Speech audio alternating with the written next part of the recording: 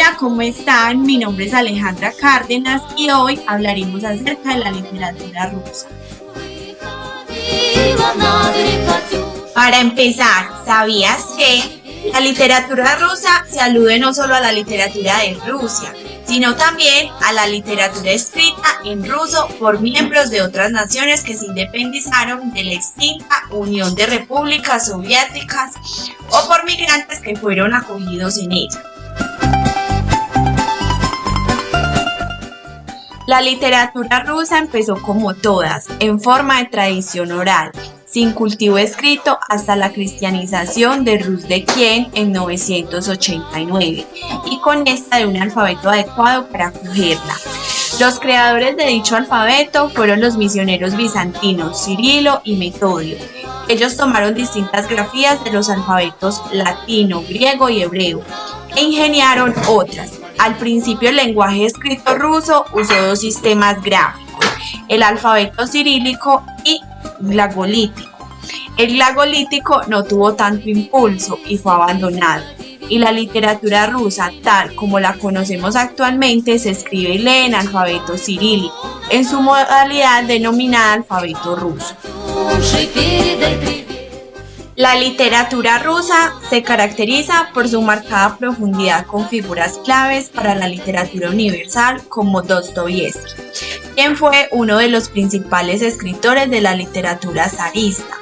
Su literatura explora la psicología humana en el complejo contexto político, social y espiritual de la sociedad rusa en el siglo XIX.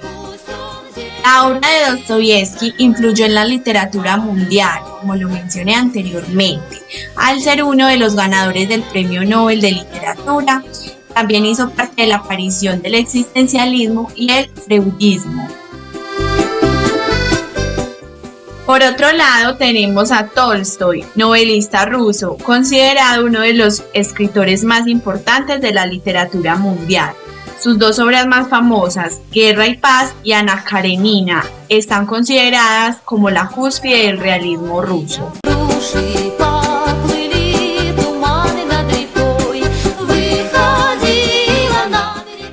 La Edad de Plata comenzó en la última década del siglo XIX y concluyó en los años 20.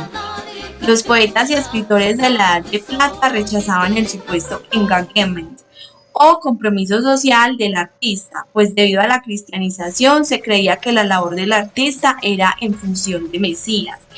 Era visto como una figura titánica que debía encontrar las raíces profundas de la religión y la estética. La llamada Edad de Plata marca en realidad un nuevo rumbo en la literatura rusa. Tras el positivismo, el realismo y el naturalismo de los escritores revolucionarios de los 80, los poetas y escritores de esta denominada época vivieron en el arte nouveau, haciendo referencia a la intención de crear un arte nuevo, joven, libre y moderno. Una vez más, y como todos los movimientos, era una ruptura con el anterior tiempo, teniendo presente una idea clara, acercarse al futuro. Pero en Rusia, esas líneas culturales europeas se transformaron y amoldaron en formas e ideas absolutamente nuevas. Durante la Edad de Plata, la cultura rusa llegó al apogeo. Las corrientes literarias más conocidas de este tiempo son el simbolismo ruso, representado por el simbolismo místico tradicional y el simbolismo joven. Los simbolistas rusos empleaban las ideas de Arthur Schopenhauer, Friedrich Nietzsche y Oswald Spencer.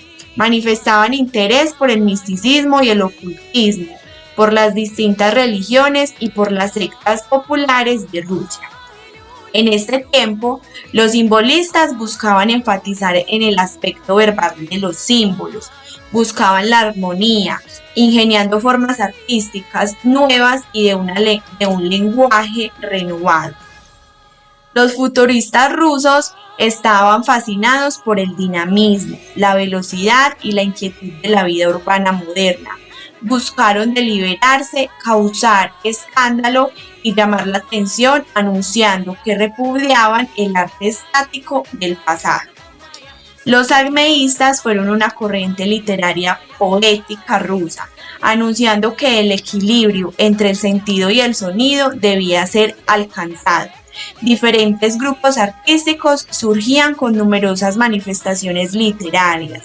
El movimiento más conocido y escandaloso del tiempo era la bofetada al gusto público de los futuristas.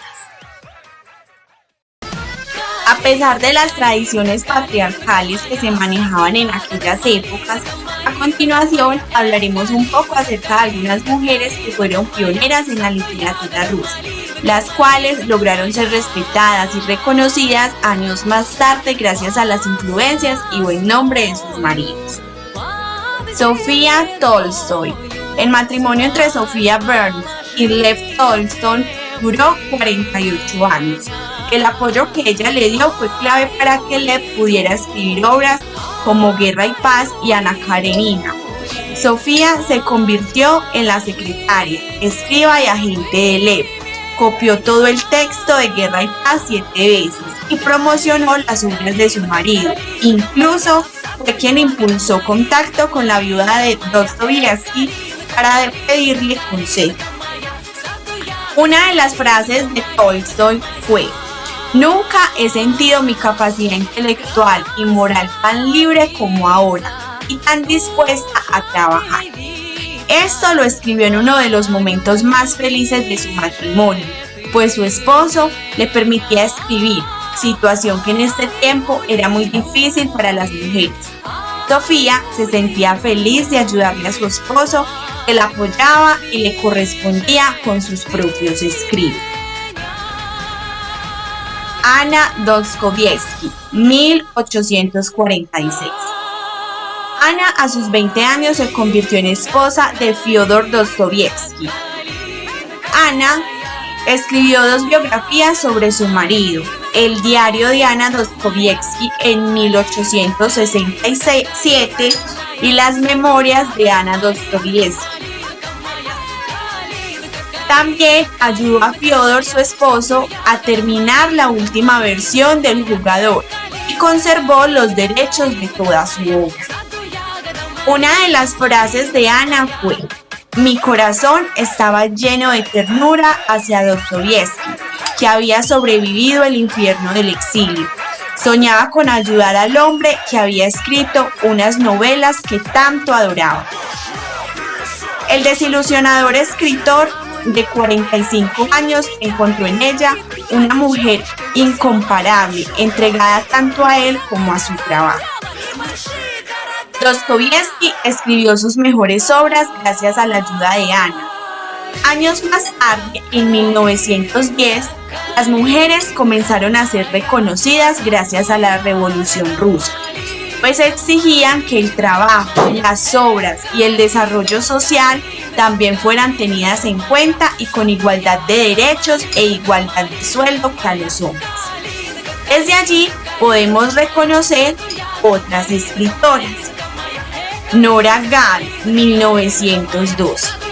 Eleonora Galperina, 27 de abril de 1912, más conocida como Nora Gall, fue una conductora, crítica literaria y teórica en traducción soviética.